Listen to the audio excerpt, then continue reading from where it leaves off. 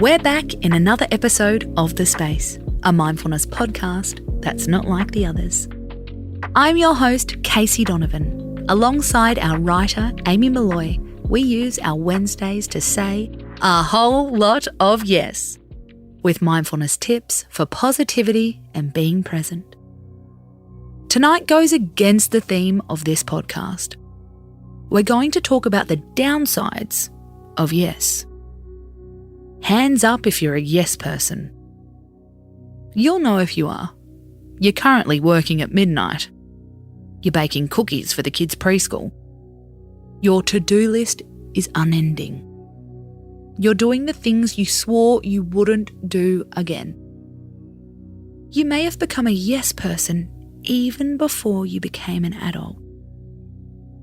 We also still have a childlike part of ourselves.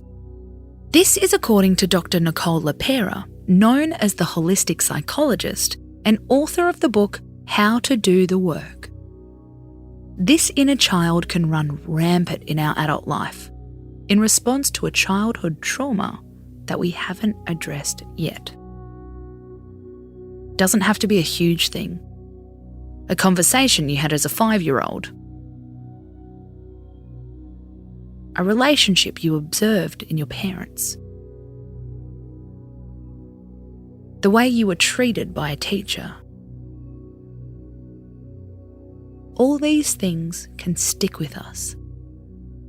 Nicole breaks it down into 7 inner child archetypes. She outlines them all in her book. But tonight, we're going to talk about one. You guessed it, the yes person. This is always the happy and cheerful comedic person who never shows pain, weakness, or vulnerability, says Nicole. It's likely that the inner child was shamed for their emotional state, she says. They believed that the only way to feel okay and receive love is to make sure that everyone is happy around them. Sound familiar? According to Nicole, you can start to challenge this. The goal is to rebuild your connection to your inner child, she says.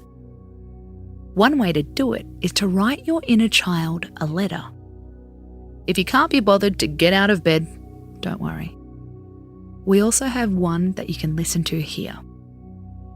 Step 1. Let's recap how a yes personality can look. A yes person drops everything and neglects all their needs in the service of others, shares Nicole. They probably observed self-sacrifice during their childhood. They believe the only way to receive love is to be both good and selfless. If this sounds familiar and it feels like it's getting in the way of your happiness, try listening to this letter written by Nicole every morning for a week. It only takes 10 seconds. Or write and record your own version, which could be even more powerful.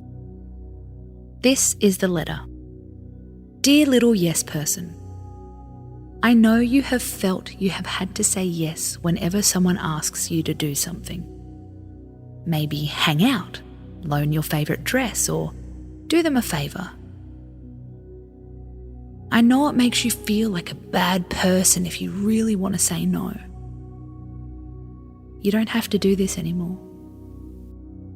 You are allowed to say yes or no. You can choose based on how you feel in that moment and what you really want to do.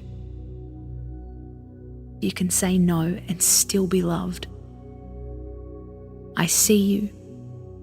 I hear you. I love you always.